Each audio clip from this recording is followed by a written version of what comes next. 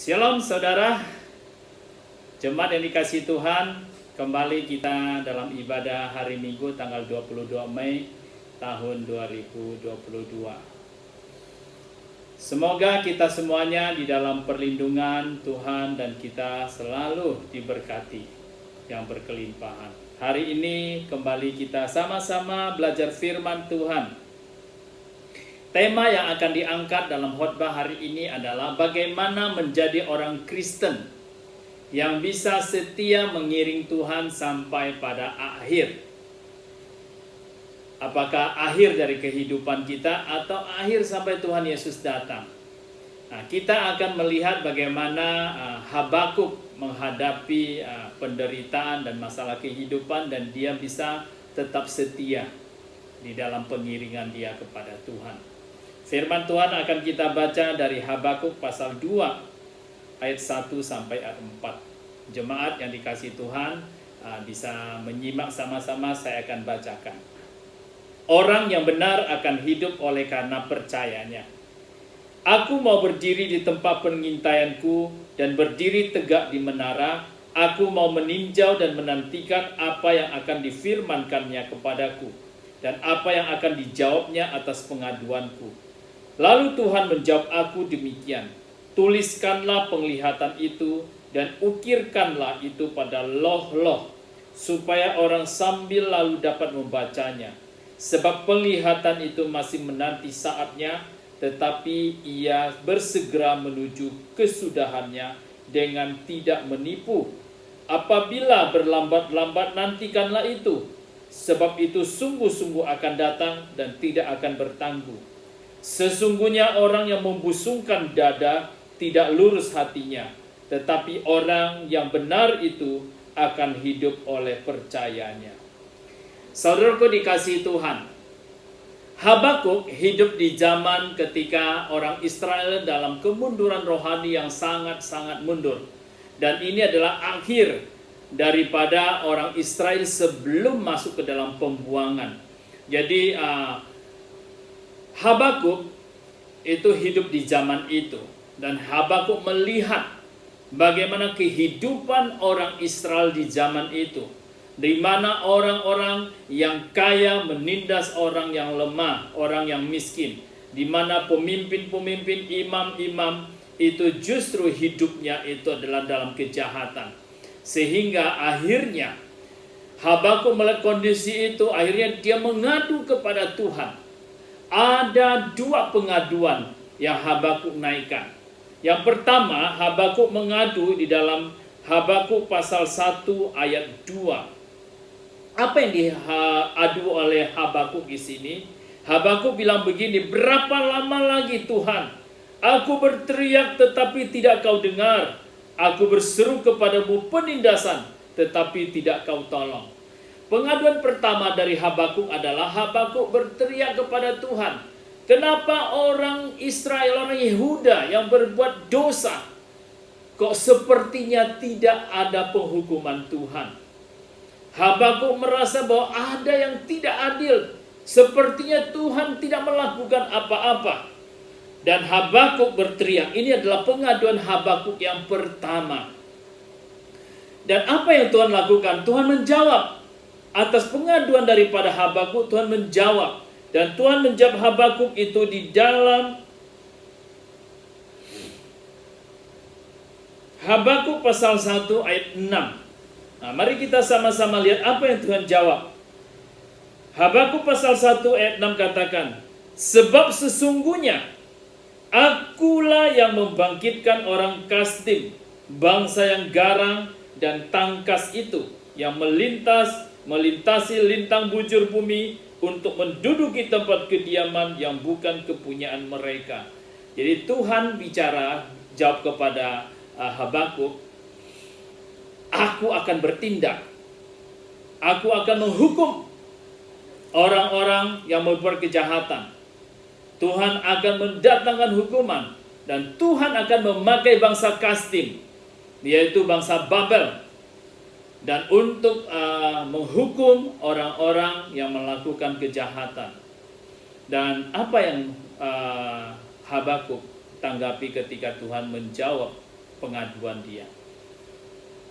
Habakuk terkejut. Kenapa dia terkejut? Karena bangsa Kasdim, bangsa Babel itu adalah bangsa kafir, bangsa yang lebih jahat. Dalam pandangan Habakuk itu lebih jahat daripada orang Yehuda. Dan kenapa Tuhan memakai orang yang lebih jahat daripada orang Yehuda itu untuk menghukum? Habakuk menaikkan pengaduan yang kedua yang dicatat di dalam Habakuk pasal 1 ayat 12 dan 13. Saya akan bacakan, mari kita lihat sama-sama. Bukankah engkau ya Tuhan, dari dahulu Allahku yang maha kudus, tidak akan mati kami.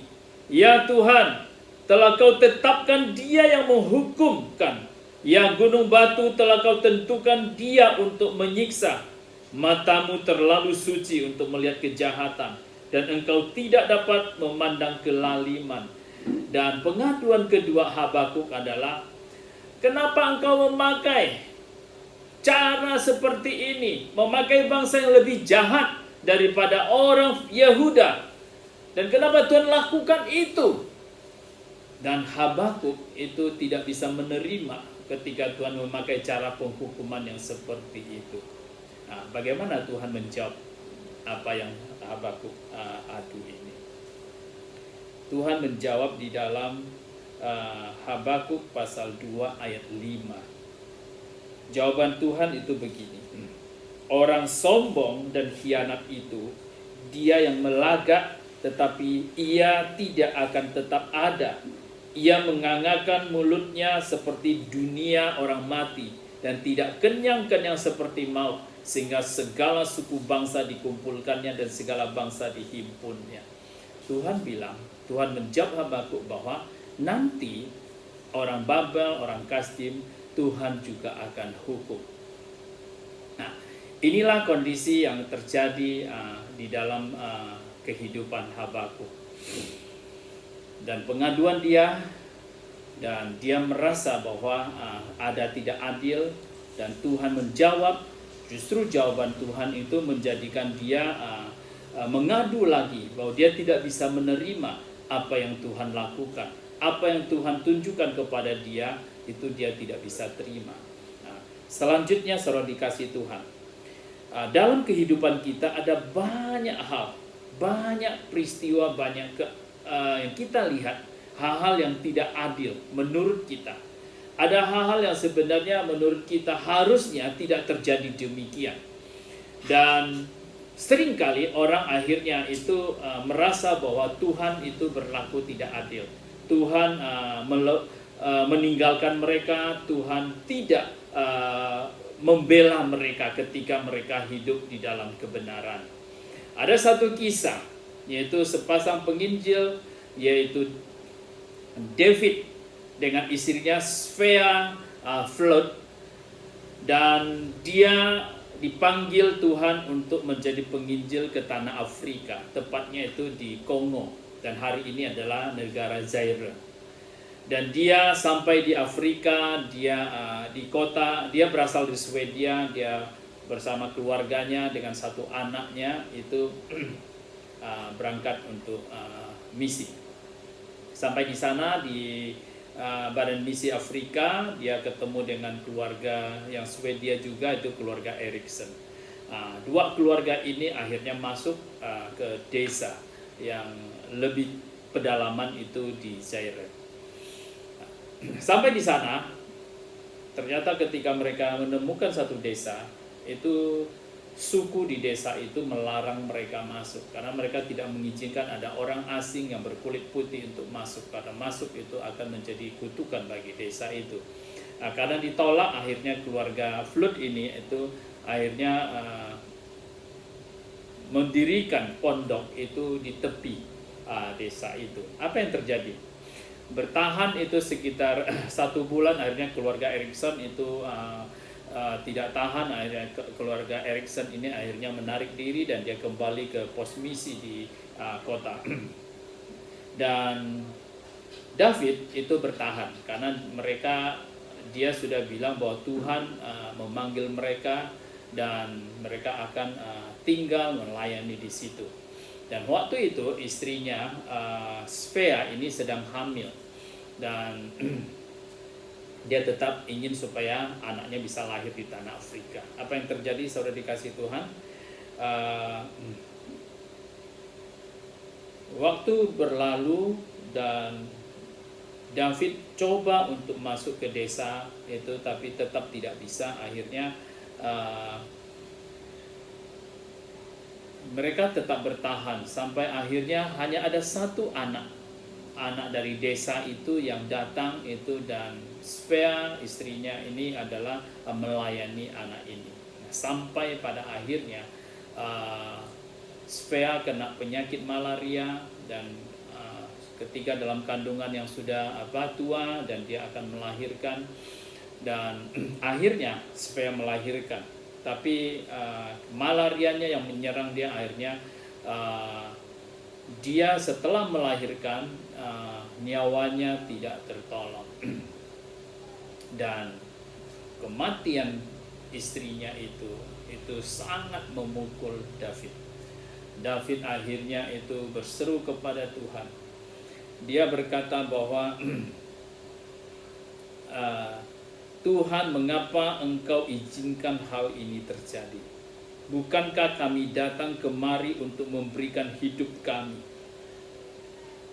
melayani Engkau? Istriku yang cantik dan pandai sekarang sudah tiada. Anak sulungku baru berusia 3 tahun, nyaris tidak terurus. Apalagi si kecil yang baru lahir. Setahun lebih kami berada di hutan ini, dan kami hanya memenangkan seorang anak kecil. Bahkan mungkin belum cukup paham berita Injil yang kami ceritakan. Kau telah mengecewakan aku, Tuhan. Betapa sia-sianya hidupku. Kemudian David kembali ke kantor misi Afrika. Apa yang terjadi, saudaraku? David bertemu lagi dengan keluarga Erikson. Lalu David berteriak dengan penuh kejengkelan, aku akan kembali ke Swedia. Aku ingin menitipkan bayi perempuanku kepadamu. Kemudian David memberikan Aina kepada keluarga Erikson untuk dibesarkan. Singkat cerita, David sangat kecewa kepada Tuhan. Ia mengatakan kepada semua orang yang ditemuinya agar tidak menyebut nama Tuhan di depannya. David akhirnya jatuh ke dalam kebiasaan minum minuman keras, dan tidak lama setelah David Flood meninggalkan Afrika, pasangan suami istri Erikson yang merawat Aina meninggal dunia karena diracun oleh kepala suku di daerah yang mereka layani. Saudara dikasih Tuhan. Selanjutnya Aina diasuh oleh keluarga Berg. Keluarga ini membawa Aina ke sebuah desa bernama Masisi di bagian utara Zaire. Singkat cerita, Aina dipanggil dengan nama Eji ketika masih kecil, menikah dengan seorang hamba Tuhan namanya Dewey Hirsch, dan kemudian suaminya itu menjadi presiden dari sekolah Alkitab. Suatu saat suami dan Eji itu diberikan tiket untuk ke Swedia. Ini adalah kesempatan yang ditunggu oleh Eji, dan Eji ingin supaya sampai di Swedia dia bisa mencari bapaknya. Setiba di London, mereka melihat ada satu kebaktian penginjilan. Lalu mereka masuk dan melihat ada seorang pengkhotbah kulit hitam yang sedang bersaksi bahwa Tuhan sedang melakukan perkara besar di Zaire. Setelah selesai acara, Eji atau Aina lalu mendekati pengkhotbah itu dan bertanya, apakah Anda pernah mengetahui pasangan penginjil yang bernama David dan Svea Flood? Pengkhotbah kulit hitam itu menjawab, ya, Svea adalah orang yang membimbing aku kepada Tuhan saat aku masih anak-anak. Mereka memiliki bayi perempuan, tetapi saya tidak tahu bagaimana keadaannya sekarang. Eji dan berseru, akulah bayi perempuan itu. Aku anak, katanya. Aina mendengar seruan itu, pengkhotbah segera menggenggam tangan Eji dan memeluknya sambil menangis dengan sukacita. Eji tidak percaya bahwa orang itu adalah orang yang dilayani oleh ibunya. Ia bertumbuh menjadi seorang penginjil dan hari ini melayani bangsanya. Pekerjaan Tuhan berkembang pesat. Ada sekitar 110.000 orang Kristen yang bertobat. Dan ada 32 pos penginjilan. Ada beberapa sekolah Alkitab dan ada sebuah rumah sakit dengan 120 tempat tidur. Singkat cerita, Eji akhirnya meneruskan perjalanan menuju Stockholm, Swedia. Dia bertanya, singkat cerita akhirnya dia bertemu dengan kakaknya David Junior, dan dia menemukan bahwa kakaknya itu kurus, kering, lesu, dan berambut putih seperti ayahnya. Ia pun dipenuhi dengan kekecewaan dan kepahitan hidup dalam alkohol. Ketika Eji bertanya tentang kabar ayahnya, David Junior itu menjadi sangat marah. Ternyata David Junior dan semua saudara-saudara tirinya membenci ayahnya. Sudah bertahun-tahun tidak membicarakan ayahnya. Kemudian Eji akhirnya menemukan ayahnya di sebuah bangunan yang tidak terawat. Setelah mengetuk pintu, ada seorang wanita mempersilakan Eji masuk. Ruangan itu penuh dengan botol minuman. Dan di sudut ruangan tampak seorang terbaring di ranjang kecil. Itulah ayahnya yang dahulu adalah seorang penginjil. Ia berumur 73 tahun dan menderita diabetes dan stroke dan katarak yang menutupi kedua matanya. Eji jatuh di sisinya dan menangis. Ayah, aku adalah si kecil yang kau tinggalkan di Afrika. Sesaat orang tua itu menoleh dan memandangnya. Air mata membasahi matanya. Lalu ia menjawab, aku tidak pernah bermaksud membuangmu. Aku hanya tidak mampu untuk mengasuhmu lagi. Eji menjawab, tidak apa ayah, Tuhan telah memelihara aku. Tiba-tiba ayahnya menjadi marah dan dia berteriak,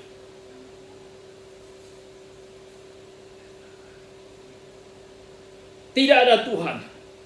Tuhan tidak memeliharamu. Ia menghancurkan seluruh keluarga kita. Ia membawa kita ke Afrika, lalu meninggalkan kita di sana. Tidak ada satupun hasilnya di sana. Semua sia-sia belaka. Eji kemudian menceritakan pertemuannya dengan seorang pengkhotbah kulit hitam tentang perkembangan penginjilan di Zaire, dan si penginjil itu adalah si anak kecil yang dahulu pernah dilayani oleh ayah dan ibunya. Sekarang semua orang telah mengenal si anak kecil ini, si pengkhotbah, dan kisahnya telah dimuat di semua surat kabar. Saat itu Roh Kudus turun ke atas David Flood. Ia menjadi sadar dan dia tidak sanggup menahan air matanya. Lalu ia bertobat. Tidak lama setelah pertemuan itu, David Flood meninggal. Tetapi Allah telah memulihkan semuanya. Kepahitan di hatinya dan kekecewaan. Apa yang bisa kita petik daripada cerita ini, saudara dikasih Tuhan? Jalan Tuhan terlihat seperti sia-sia. Namun Tuhan tetap bekerja menggenapkan rencananya. Saudaraku dikasihi Tuhan, ada banyak hal yang mungkin kelihatannya itu tidak adil. Apa yang dialami oleh David, seumur hidup dia tenggelam dalam kekecewaan. Tapi di balik itu, tanpa sepengetahuan dia, Tuhan bekerja. Hanya David tidak tahu. Tuhan bekerja lewat satu orang yang kelihatannya tidak ada apa-apanya. Tuhan memakai satu orang ini, sepenginjil kecil ini, itu menjadi seorang pengkhotbah besar. Dan apa yang ditanam oleh David bersama dengan istrinya dan keluarganya, itu tidak ada satupun yang sia-sia. Nah, saudaraku, apa yang kita bisa lakukan? Bagaimana kita berespon ketika segala sesuatu dalam hidup saudara dan saya itu kelihatannya tidak berjalan sesuai dengan apa yang kita harapkan. Bahkan kita merasa bahwa berjalan tidak sesuai dengan firman Tuhan janjikan. Nah, Di sini kita bisa sama-sama belajar bagaimana respon daripada Habakuk. Tuhan mengatakan kepada Habakuk, bagaimana kita merespon ketika segala sesuatu dalam hidup kita berjalan tidak sesuai dengan kita inginkan, bahkan berjalan berbalikan dari apa yang Tuhan janjikan. Pertama, Tuhan katakan bahwa orang benar akan memilih untuk berespon percaya. Mari kita baca di dalam Habakuk pasal 2 ayat 4. Sesungguhnya orang yang membusungkan dada tidak lurus hatinya, tetapi orang yang benar itu akan hidup oleh percayanya. Jadi respon pertama, bahwa orang benar akan merespon dengan percaya. Ada satu kisah bahwa kita manusia seringkali tidak bisa menyelami apa yang Tuhan sedang kerjakan. Nah, ini ada satu ilustrasi yang diceritakan oleh seorang hamba Tuhan, bahwa ketika aku masih kecil, waktu itu ibuku sedang menyulam sehelai kain. Aku yang sedang bermain di lantai melihat ke atas dan bertanya, apa yang ia lakukan? Apa yang mama lakukan? Ia menerangkan bahwa mama sedang menyulam sesuatu di atas selai kain ini. Tetapi aku memberitahu kepadanya bahwa yang aku lihat dari bawah adalah benang kusut. Ibu dengan tersenyum memandangku dan berkata dengan lembut, anakku, lanjutkanlah permainanmu sementara ibu menyelesaikan sulaman ini. Nanti setelah selesai, engkau akan kupanggil dan kududukkan di atas pangkuan mama. Dan kamu dapat melihat sulaman itu dari atas. Aku heran mengapa ibu menggunakan benang hitam dan putih begitu semrawut menurut pandanganku. Beberapa saat kemudian aku mendengar ibu memanggil, anakku, mari ke sini dan duduklah di pangkuan ibu. Waktu aku lakukan itu aku heran, aku kagum melihat bunga-bunga yang begitu indah dengan latar belakang pemandangan matahari yang sedang terbit. Sungguh indah sekali. Aku hampir tidak percaya melihatnya, karena dari bawah yang aku lihat hanyalah benang-benang yang kusut. Kemudian ibu berkata, anakku, dari bawah memang nampaknya kusut dan kacau. Tetapi engkau tidak menyadari bahwa di atas kain ini sudah ada gambar yang direncanakan. Sebuah pola. Ibu hanya mengikutinya. Sekarang dengan melihatnya dari atas, engkau dapat melihat keindahan dari apa yang ibu lakukan. Saudara dikasih Tuhan, ilustrasi ini mengajarkan kepada kita bahwa seringkali selama bertahun-tahun kita melihat ke atas dan bertanya kepada Allah Bapa, Bapa, apa yang engkau lakukan? Ia menjawab, aku sedang menyulam kehidupanmu. Dan aku membantah, tetapi nampaknya hidup ini ruwet. Benang-benangnya banyak yang hitam. Mengapa tidak engkau pakai warna yang cerah? Kemudian Bapa menjawab, anakku, kamu teruskan pekerjaanmu. Kamu teruskan pelayananmu. Dan aku juga menyelesaikan pekerjaanku di bumi ini. Satu saat nanti aku akan memanggilmu ke surga dan mendudukkan kamu di pangkuanku, dan kamu akan melihat rencanaku yang indah dari sisiku. Firman Tuhan katakan, Khotbah pasal 3 ayat 11, Tuhan membuat segala sesuatu indah pada waktunya. Bahkan ia memberikan kekekalan dalam hati mereka, tetapi manusia tidak dapat menyelami pekerjaan dilakukan Allah dari awal sampai akhir. Jadi saudaraku dikasih Tuhan, orang benar itu hidup oleh percaya. Nah, saudaraku dikasih Tuhan, respon yang kedua yang Tuhan inginkan, orang percaya memilih untuk hidup dengan prinsip walaupun. Prinsip walaupun itu adalah lawan daripada prinsip jika. Prinsip walaupun adalah prinsip hidup oleh iman. Baliknya adalah hidup dengan melihat. Nah, prinsip jika itu adalah jika saya diberkati, saya akan sungguh-sungguh ikut Tuhan. Jika saya dijawab doa saya, jika saya diberkati, usaha saya berhasil, saya akan memberikan hidup saya persembahan yang kepada Tuhan. Jadi hidup dengan prinsip jika adalah hidup karena melihat, hidup karena melihat sesuatu, hidup baru mengasihi Tuhan atau melayani Tuhan. Sedangkan prinsip walaupun itu adalah prinsip hidup orang percaya.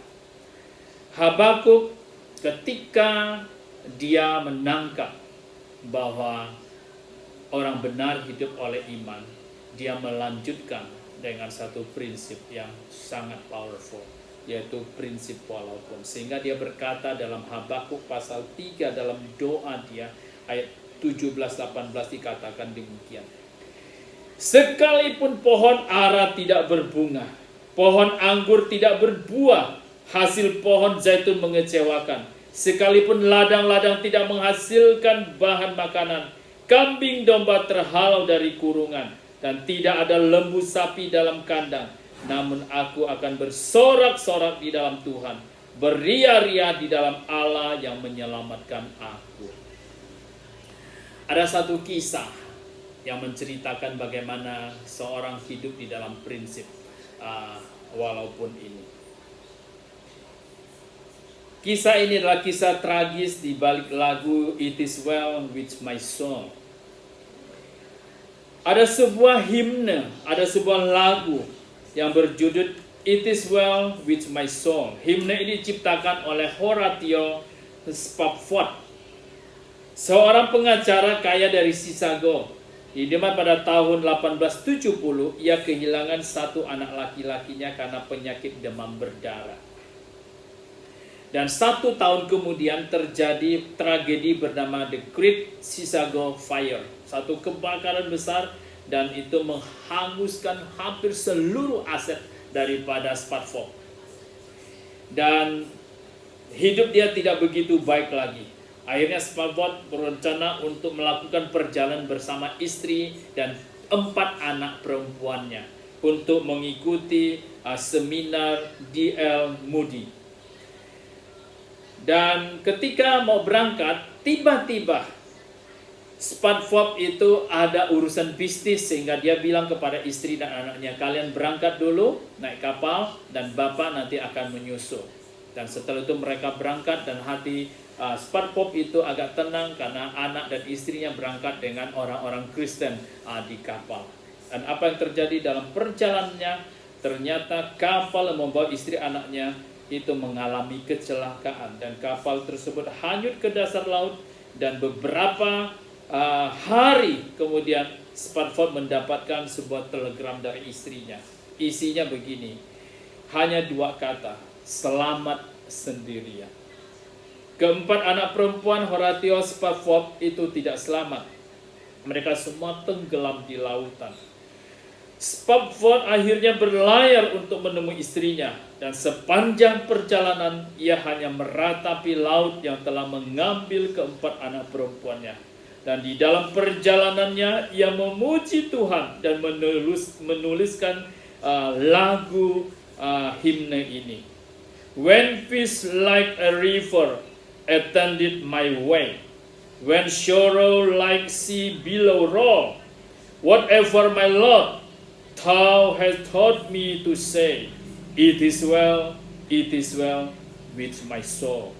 Tragedi yang menimpa Spafford dan kesetiaan Spafford yang dia miliki itu mengingatkan kita tentang apa yang tertulis di dalam 1 Petrus pasal 4 ayat 19. Yang mengingatkan kita bahwa terkadang kita akan menderita ketika kita mengiring Tuhan, ketika kita berjalan untuk menggenapkan kehendak Tuhan.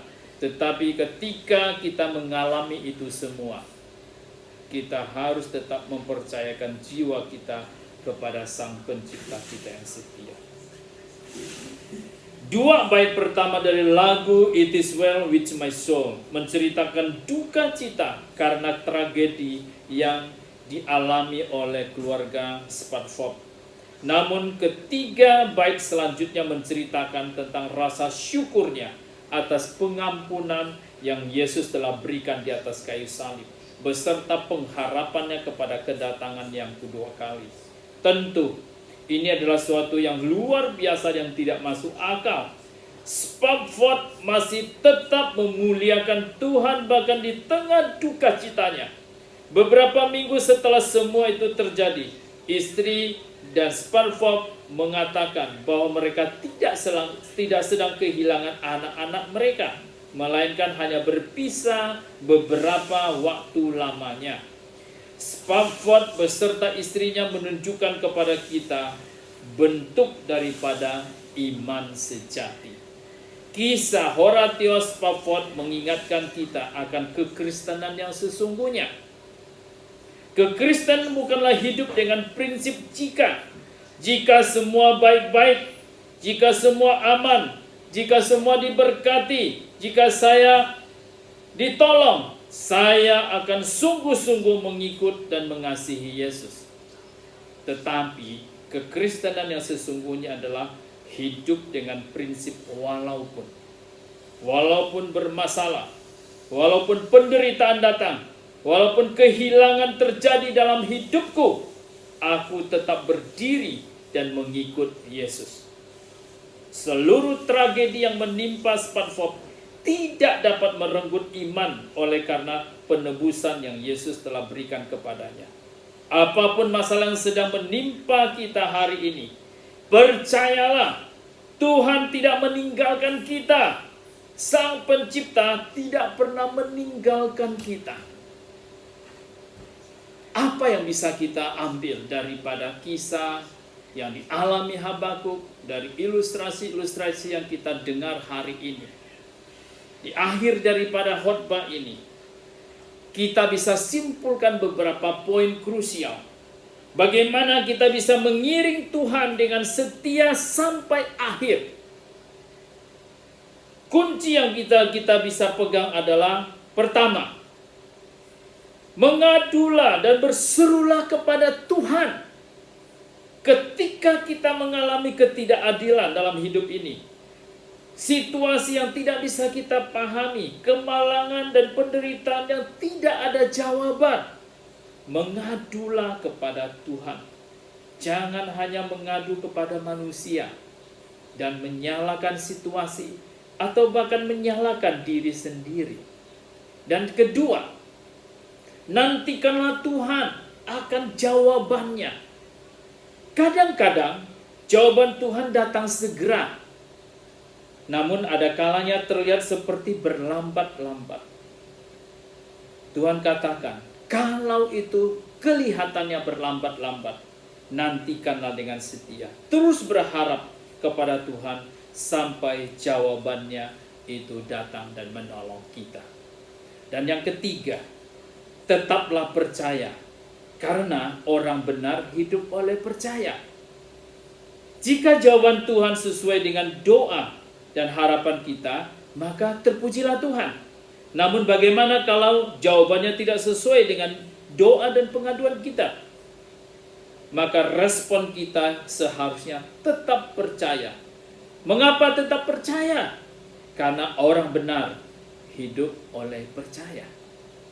Dan yang terakhir, saudara kasih Tuhan, orang percaya menghidupi prinsip walaupun.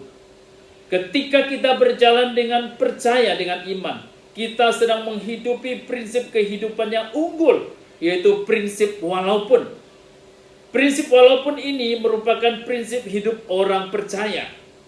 Prinsip ini telah dihidupi oleh Nabi Habakuk, sehingga di tengah penderitaan dan ketidakadilan, dia sanggup mendeklarasikan imannya dengan berkata, sekalipun pohon ara tidak berbunga, pohon anggur tidak berbuah, hasil pohon zaitun mengecewakan, sekalipun ladang-ladang tidak menghasilkan bahan makanan, kambing domba terhalau dari kurungan, dan tidak ada lembu sapi dalam kandang, namun aku akan bersorak-sorak di dalam Tuhan, beria-ria di dalam Allah yang menyelamatkan aku.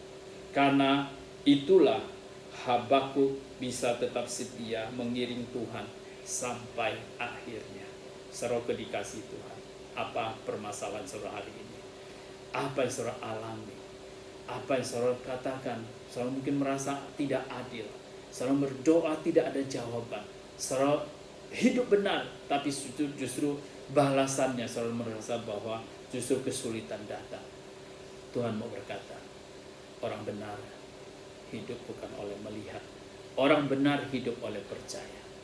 Oleh karena itu, mari kita lepaskan kekecewaan, kekhawatiran, dan mungkin juga kebencian yang ada dalam hati kita. Kita tundukkan kepala kita, mari kita berdoa.